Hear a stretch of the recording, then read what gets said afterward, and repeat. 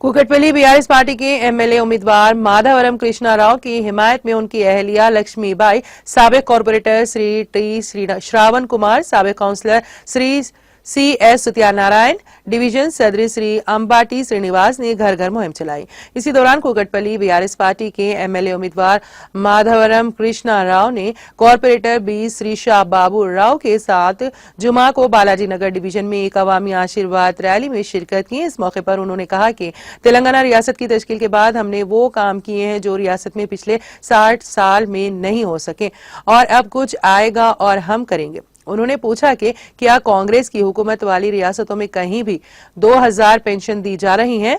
उन्होंने ये भी चैलेंज किया कि क्या वो 24 घंटे बरक़ी फराहम कर रहे हैं। चीफ मिनिस्टर केसीआर ने कई तरक्याती और फलाही प्रोग्रामों के साथ रियासत तेलंगाना को मुल्क में पहला मुकाम दिलाया है।